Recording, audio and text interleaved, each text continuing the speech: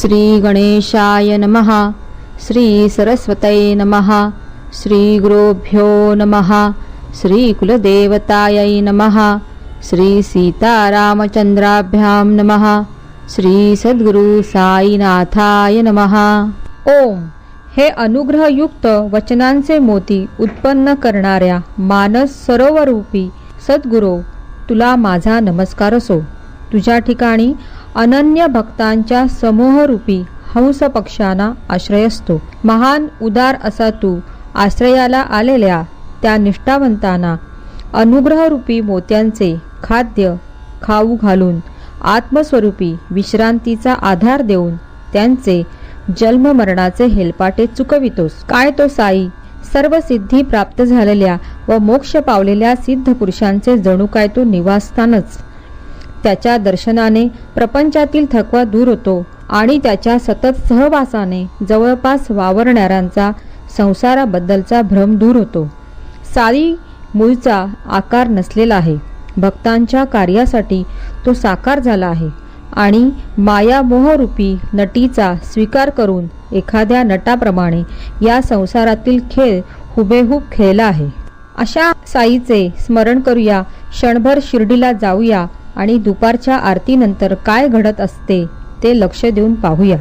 दुपारच्या आरतीनंतर साई महाराज मशिदीच्या ओट्याच्या काठावर येऊन अतिशय कृपादृष्टीने भक्तांना उती वाटीत असत. प्रेमळ भक्त देखील लगोलग बाबांच्या जोडलेल्या दोन्ही चरणांना मिठी मारित असत आणि उभे राहून बाबांचे मुख न्याहाळीत असताना वरून बाबांकडून उदीचा वर्षाव स्वीकारित असत. बाबा देखील मुठी भरभरून उदी भक्तांच्या ओंजळीत टाकीत असत आणि अंगठ्याने कपाळाला लावित असत. बाबांच्या पोटी भक्तांबद्दल अनिवार्य प्रेम असे. प्रत्येक भक्ताला ते म्हणत, भाऊ जा जेवायला जा, अण्णा तू जा घरी गोड गोड खा, सर्वजण आपापल्या घरी जा. हे सर्व जरी आता पाहायला मिळत नाही तरी ते सर्व पूर्वीचे सोहळे शिर्डीला त्या त्या ठिकाणी ठामपणे ध्यानात आणले तर डोळ्यासमोर दिसतात. असो, अशा तऱ्हेने ध्यान करून बाबांकडे पायाच्या अंगठ्यापासून चेहऱ्यापर्यंत पाहून त्यांच्या चरणी प्रेमाने लोटांगण घालून कथेची संगती पुढे चालूया. मागील अध्यायाच्या शेवटी श्रोत्यांना मी सांगितले होते की बाबांनी श्रुतीचा अर्थ एका मोलकरणीकडून उकलविला होता.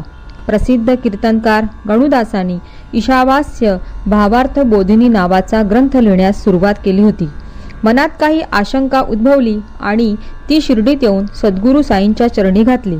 त्यावर या शंकेचे निवारण तू जेव्हा येथून परत जाशील तेव्हा काकांच्या घरची मोलकरीण करील असे जे बाबा म्हणाले तीच आता या कथेची संगती येथून पुढे आपण चालवूया. श्रोत्यांनी नीट लक्ष द्यावे म्हणजे निर्दोष श्रवण होईल. संस्कृत भाषा न जाणणाऱ्याकरता ईशावास्य उपनिषदांच्या प्रत्येक शब्दाचा अर्थ ओवीरूपाने एकत्र करून स्पष्ट करावा अशी मनात आस्था धरून ईशावास्य भावार्थ बोधिनी हा ग्रंथ समजण्यास सहज असा प्राकृत भाषेत लिहिण्यास गणुदासांनी आरंभ केला. या उपनिषदांचा अर्थ फार गूढ आहे. त्याच्या प्रत्येक शब्दाचे भाषांतर तर झाले परंतु त्याच्या गर्भितार्थीचे रहस्य कळल्याशिवाय गणुदासांच्या मनाला आनंद वाटत नव्हता. चारही वेदांचे जे सार तेच उपनिषदांचे भांडार होय. ईश्वराची कृपा असल्याशिवाय तो हाती लागणे शक्य नसते. कोणी म्हणेल की मी मोठा विद्वान आहे, आपला आपण प्रयत्न करून ही उपनिषदे समजून घेईन आणि त्याचा यथास्थित अर्थ सांगू शकेन तर ते सृष्टीच्या प्रलयापर्यंत म्हणजे कधीही घडणार नाही. गुरुची कृपा असल्याशिवाय अडचणी येऊन त्याचे गूढ तात्पर्य हाती लागत नाही आणि वाटेत पदोपदी गोंधळून जायला होते. परंतु तेच जो गुरुला शरण जातो त्याला जरासुद्धा अडचण न येता त्याचा गूढ अर्थ दृष्टीपुढे आपोआप उघड होतो. ही ब्रह्मज्ञानाबद्दलची आणि जन्ममरणांचा नाश करणारी शास्त्रे आहेत. ज्या लोकांनी अहंकार टाकला असेल व जे सर्व संसार बंधनांपासून मुक्त झालेले असतील तेच या शास्त्रांचे विवेचन करण्याला पात्र आहेत. अशांचा आश्रय घेतला की एका क्षणात अर्थ समजतो, बुद्धीची आडकाठी दूर होते आणि गूढार्थ स्पष्ट होतो. ईशावास्य उपनिषद सामान्य माणसाला समजेल अशा मराठी भाषेत आणताना दासगणूंची हीच अवस्था झाली होती. परंतु साईनाथांनी कृपा केल्यामुळे त्यांची गरिबीदार्थ समजण्याची कठीणता दूर झाली. गणुदासांना संस्कृत भाषेचे ज्ञान पुरेसे नव्हते, परंतु आचार्य विद्यारण्य व श्री साईबाबा यांचे चरण वंदून त्यांनी हे ओवीबद्ध लिखाण लिहिण्यास सुरुवात केली. आधीच गणुदासांची वाणी म्हणजे दुधाची धार व त्यात साईची कृपारूपी साखर पडली आहे, तेव्हा त्या सतत वाहणाऱ्या गोडीचा श्रोत्यांनी क्षणभर स्वीकार करावा. असो, हे ईशावास्य भावार्थबोधिनीची थोडीशी ओळख करून देणे आले. त्याचे मर्म जाणायचे असल्यास श्रोत्यांनी मूळ ग्रंथाचे अवलोकन करावे. माझी ही कथा वर्णन सांगण्याचा उद्देश आणखी वेगळाच आहे, तो आता ऐका. आपला भक्त एखादा ग्रंथ पाहू लागला आणि त्याला त्यात एखादे न समजणारे वाक्य आढळले तर साई महाराज त्या भक्ताच्या शंकेचे समाधान बोलल्याशिवाय कसे करीत असत ते पहा.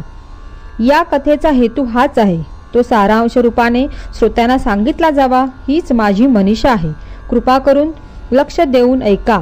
ओवीबद्ध टीका केली, विद्वान लोकांना ती मान्य झाली आणि गणुदासाच्या मनातील इच्छाही पूर्ण झाली. परंतु त्यांच्या मनात एक शंका राहिली. पंडितासमोर ती मांडली, त्यावर पुष्कळ चर्चा केली, परंतु कोणाकडूनही त्या शंकेचे समाधानपूर्वक निरसन होऊ शकले नाही.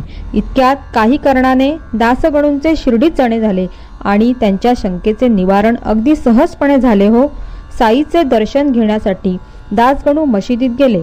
साष्टांग नमस्कार करून बाबांचे पाय मस्तकी धरले आणि सुख संपन्न झाले. संतांचे अनुग्रहपूर्वक पाहणे, संतांच्या तोंडचे मधुर शब्द, संतांचे ते सुहास्य मुख हे सर्व भक्तगणांना क्षेमकुशल प्राप्त करून देतात. संतांच्या केवळ दर्शनाने सर्व पापे धुवून निघतात. तर ज्यांना त्यांच्या नित्य सहवासाचा ठेवा लाभला असेल त्यांना मिळणाऱ्या पुण्याचे वर्णन किती करावे. दासगणूंनी नमस्कार केल्यावर बाबा सर्व खुशाली लागले. काय गणू, कोठून येणे झाले? सर्व ठीकठाक आणि समाधान आहे ना? चित्त प्रसन्न आहे ना? त्यावर गणुदासांनी उत्तर दिले, आपले कृपाछत्र असल्यावर मी मनात खिन्नता का आणावी? मी आनंदित आहे. आपण हे सर्व जाणता, पण समाजातील शिष्टाचार म्हणून मला प्रश्न विचारता. माझे कुशल वृत्त का विचारता हे माझ्या मनाला ठाऊक आहे. स्वतः माझ्याकडून एखाद्या गोष्टीला सुरुवात करविता आणि ती रंगरूपात येऊ लागली की मध्येच अशी मेघ मारता की तिचा उलगडा कोणाला होत नाही. असो, त्या दोघांचा परस्पर संवाद चालला आणि दासगणूंनी बाबांचे पाय चेपण्यास सुरुवात केली. मग हळूच ईशावास्य भावार्थ बोधिनी संबंधी प्रश्न विचारला.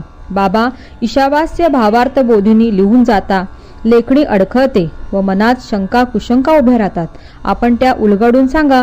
असे म्हणून गणुदासांनी जो जो प्रकार घडला तो अतपासून इथपर्यंत बाबांच्या पायी सादर केला आणि फेडण्यास कठीण अशी ती आशंका त्यांच्यापुढे मांडली.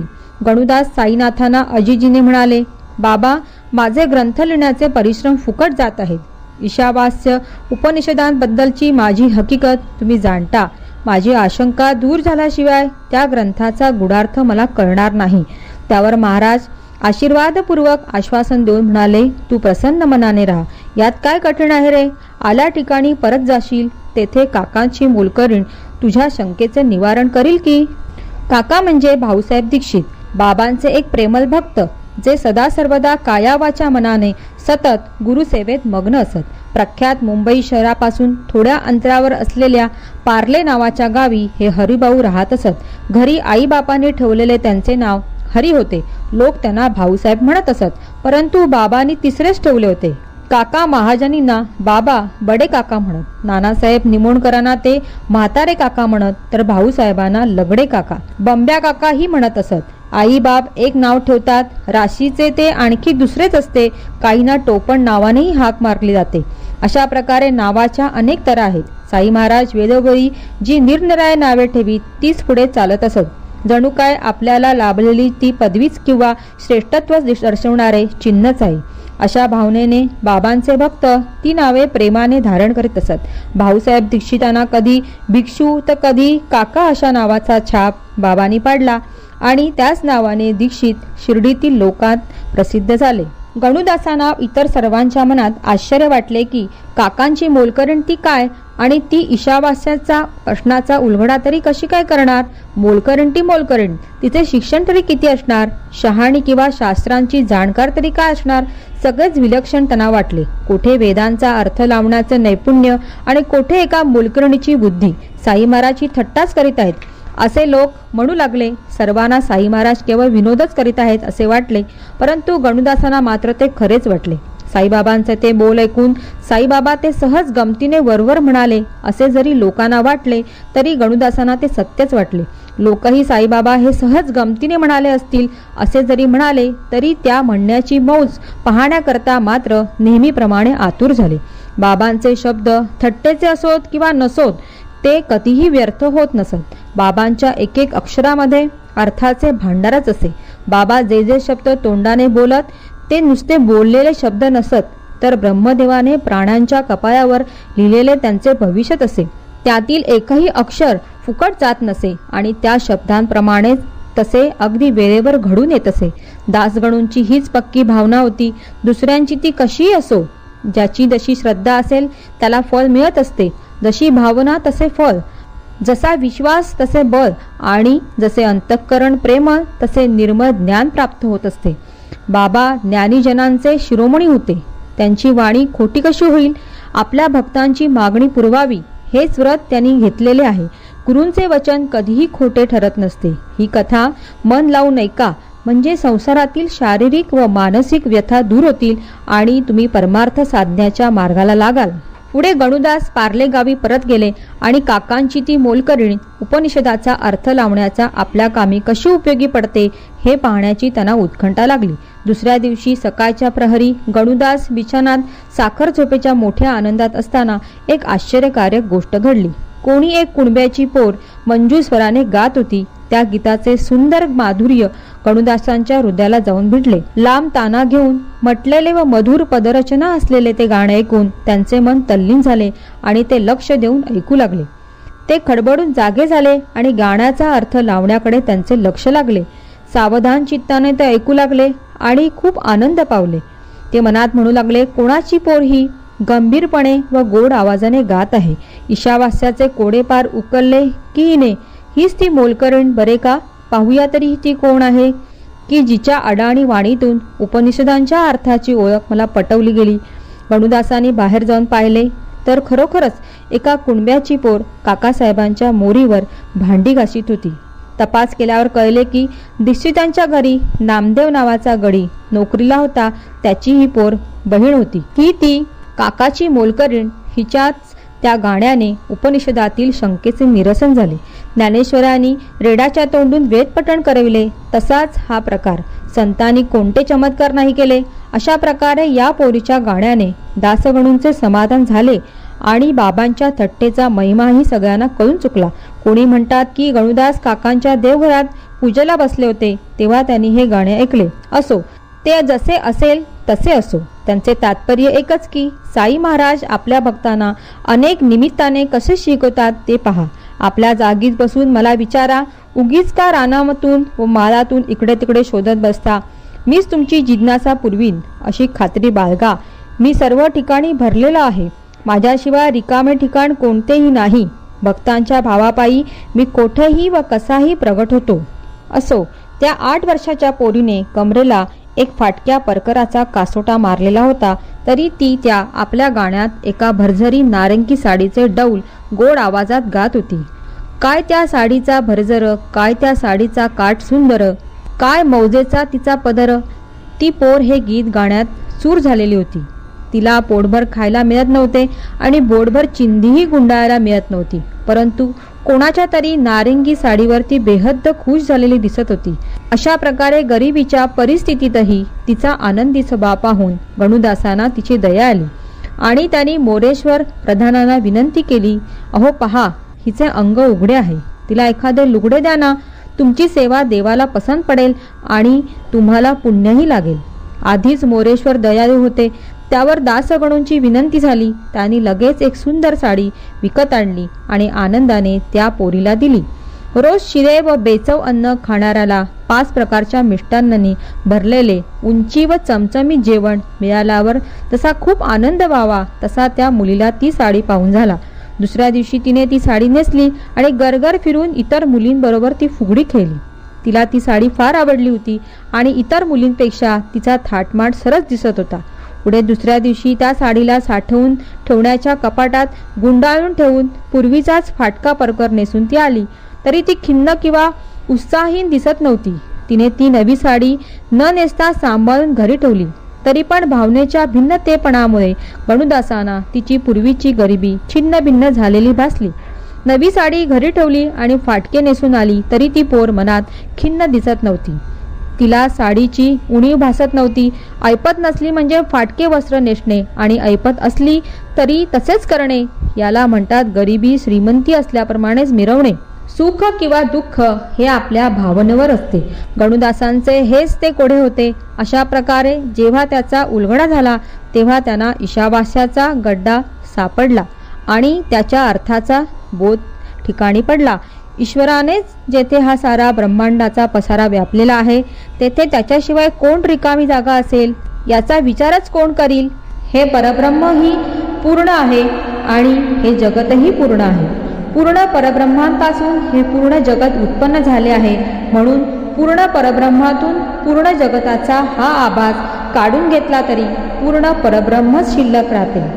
त्या पोरीची गरिबाची अवस्था ही ईश्वराचा अंश आहे आणि तो फाटलेला परकर किंवा ती नवी साडी देखील ईश्वराचाच भाग आहे. दान देणारा, दान देण्याची वस्तू व दान देण्याची क्रिया या सर्वांमध्येही एक ईश्वरच संपूर्णपणे भरलेला आहे. म्हणून मी व माझे हे पार विसरून जावे. सदा कोणत्याही गोष्टीचा अभिमान धरल्याशिवाय वागावे.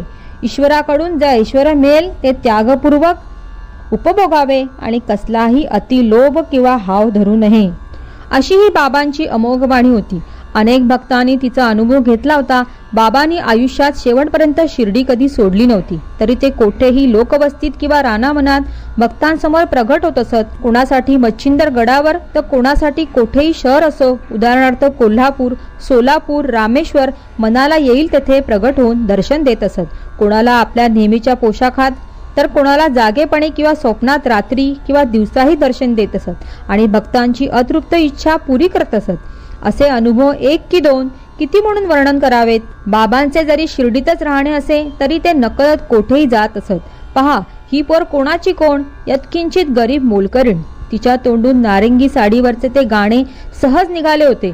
गणुदासांनी बाबांना शंका विचारावी, ती मोलकरीण काकांच्या येथे असावी आणि तिने ती शंका फेडावी. ही सर्व जादूने मुद्दाम घडवून आणलेली रचना नाही का वाटत? आधी तेथे मोलकरीण असावी हे बाबांना कसे ठाऊक? आणि तिच्याकडून सुद्धा पुढे भविष्य काळात गाणे गायले जाऊन उपनिषदांचा अर्थ समजाविला जावा हे कसे? ते काही असो, असे घडले ते निश्चित. गणुदासांना आश्चर्य वाटले.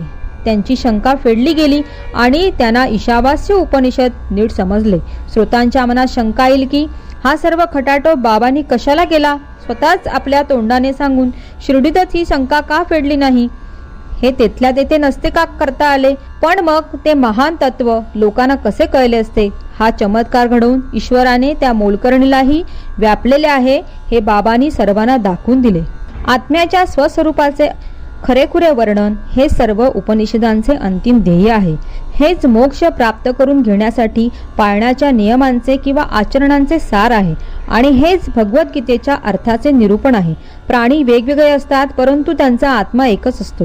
तो काही करीत नसतो आणि भोगतही नसतो. तो कधी अपवित्र नसतो, त्याला पाप पुण्य नसते आणि त्याला कोणत्या कर्तव्याचे आचरणही नसते. मी जातीने उच्च ब्राह्मण आहे आणि इतर सर्व माझ्यापेक्षा नीच जातीचे आहेत अशी जोपर्यंत भेदपणाची जाणीव असते तोपर्यंत कर्तव्य कर्माचे आचरण आवश्यक असते. मी देहाशिवायचा सर्व ठिकाणी एकच आहे. माझ्याशिवाय आणखी दुसरे कोणी नाही. मी सर्वांना व्यापून आहे असे जे ज्ञान तेच आत्मस्वरूपाचे खरे ज्ञान होय. पूर्ण ब्रह्माच्या एकात्मतेपासून ढळलेला हा जीवात्मा कधीतरी स्वस्वरूपाला निश्चित प्राप्त व्हावा हे ध्येय असते. श्रुती, स्मृती व वेदांत या सर्वांचा हाच प्रतिपादित निर्णय आहे. मूळ स्थानापासून ढळलेल्या अढळपदाची प्राप्ती निश्चयपूर्वक साधणे हेच अंतिम उद्दिष्ट असते. समम सर्वेषु भूतेषु तिष्ठतं परमेश्वरम. गीता अध्याय 13 श्लोक 27. परमेश्वर सर्व प्राण्यांच्या अंतःकरणात सारखाच राहणारा आहे. अशी जोपर्यंत मनाची स्थिती होत नाही तोपर्यंत सर्व प्राण्यांचा अंतरात्मा जो भगवान श्रीकृष्ण ज्ञान प्रकाशित करण्यास समर्थ नसतो.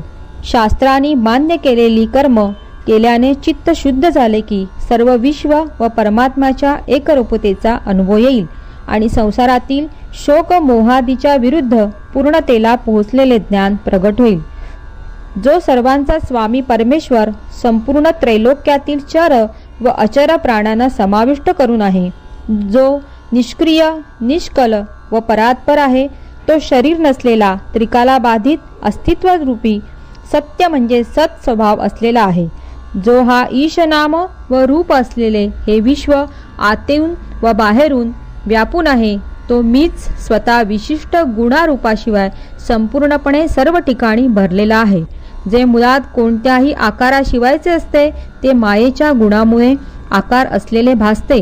अनेक वासना असलेल्यांच्या मागे हा संसार असतो, पण तोच कोणतीही वासना नसलेल्याला या संसारात तथ्य वाटत नसते. म्हणून हे पंचभूतांचे बनलेले आणि चर प्राणी व अचर वस्तूंनी भरलेले हे जगत विचारात घेण्यासारखे नसून परमेश्वर हाच एक सर्वश्रेष्ठ आहे असा निश्चय निशंकपणे करावा. जगताबद्दलचा हा सारासार विचार मनाला पटत नसेल तर या संपत्ती व सोने वगैरेचा लोभ करू नये. हे सुद्धा करणे जर जमत नसेल तर आपली फक्त कर्म करण्याची पात्रता आहे असे जाणून मरेपर्यंत 100 वर्ष कर्मेच करीत राहावे. ती देखील आपल्या वर्णाला अनुसरून शास्त्रांनी सांगितल्याप्रमाणे विधिविधानासकट अग्निहोत्रांसारखी उचित नित्यकर्म चित्त शुद्ध होईपर्यंत करावी. हा एक चित्तशुद्धीचा मार्ग आहे आणि दुसरा सर्व सांसारिक बंधने तोडून जगाच्या व्यवहारातून पूर्णपणे मुक्त होणे किंवा सर्व ऐहिक वस्तूंचा त्याग करणे हा होय. पहिला सांगितलेला कर्ममार्ग व दुसरा सांगितलेला ज्ञानमार्ग या दोन्हींपैकी एकही मार्ग अवलंबला नाही तर देवाच्या नियमाप्रमाणे येणारी सुख दुःखे भोगणेच शिल्लक राहते. कोणाचा किती अधिकार आहे हे ओळखणारे सद्गुरू ही ब्रह्मविद्या व हा उपनिषदांचा बोध सर्वांना सरसकट देत नसतात. जोपर्यंत जगत व परमेश्वर यांची एकात्मता मानण्याची मनाची वृत्ती झाली नाही तोपर्यंत उपनिषदांचा उपदेश केवळ शब्दांचाच होतो, परंतु तसला शाब्दिक बोधही असावा लागतो, कारण जिज्ञासू आधी तोच मागत असतो. म्हणूनच बाबांनी मोलकरीण सांगेल असे म्हणून दासगणूंना शिर्डीहून पार्ल्याला पाठविले. स्वतः बाबांनीच हे समजावून सांगितले असते तर पुढचे कार्य घडून आले नसते. मी एकटाच आहे, माझ्याशिवाय या जगात दुसरे काहीच नाही हे बाबांचे एकमेवा द्वितीय असे ज्ञान कळलेच नसते. ती मोलकरीण आणखी कोणी नसून मी स्वतःच आहे याची खूण बाबांनी दाखवून दिली आणि ईशावास्य उपनिषदांचा अर्थ अनुभवपूर्वक समजाविला. परमेश्वराचा थोडासा जरी आणि गुरुचा खास अनुग्रह नसला तर आत्मज्ञान प्राप्त करण्यासाठी सिद्ध पुरुषांच्या उपदेशाची आवश्यकता असते. आत्मज्ञान सांगणारे जे जे शास्त्र तेच कानाने ऐकावे आणि मीच सर्व ठिकाणी आहे, माझ्याशिवाय इतर ठिकाणी दुसरे काहीच नाही याच विषयाचे विवरण करावे. अशा प्रकारे आत्माच्या खऱ्या स्वरूपाचे विवरण झाल्यावर ज्याला तो आत्मा दुसरा कोणी नसून मी स्वतःच आहे असे एकात्मतेचे ध्यान लाभते त्यालाच आत्मा प्रसन्न होतो. असो, अशी आत्म्याविषयीची चर्चा केली, असेच त्याकडे एकाग्रतेने लक्ष लावले आणि अशीच त्याच्याशी न ढळणारी स्थिर एकात्मता ठेवली तर परमात्मा हाताशी येईल. पुढील अध्यायाचे लक्ष विनायक हरिश्चंद्र ठाकूर, अनंतराव पाटणकर इत्यादींच्या कथा सांगणे आहे. श्रोत्यांनी आदरपूर्वक त्या ऐकाव्या म्हणजे त्यांचे परमार्थाकडे लक्ष लागेल. त्या कथा अशाच गोड आहेत, त्या ऐकून श्रोत्यांची उत्कट इच्छा पुरवली जाईल. महापुरुषांच्या दर्शनाचा पण पुरा होईल आणि भक्तांचा छंद पुरवला जाईल. सूर्य उगवल्यावर जसा अंधकाराचा नाश होतो तसेच या कथारूप अमृत प्यायले असता प्रपंचातील माया ममतेचे जाळे दूर फेकले जाते. साईबाबांच्या कल्पना न करता येणाऱ्या कौशल्याचे वर्णन त्याच्याशिवाय कोण बरे करू शकेल. मला केवळ निमित्त करून ते स्वतःच या कथा माझ्याकडून वदवून घेतील. सर्वांचे कल्याण असो अशा प्रकारे संत व सज्जन यांनी प्रेरणा केलेल्या भक्त हेमाडपंत यांनी रचलेल्या श्री साई समर्थ यांच्या सत्यचरित्राचा ईशावास्य भावार्थ बोधन नावाचा 20वा अध्याय समाप्त झाला. श्री सद्गुरू साईनाथांना अर्पण असो. सर्वत्र मंगल असो.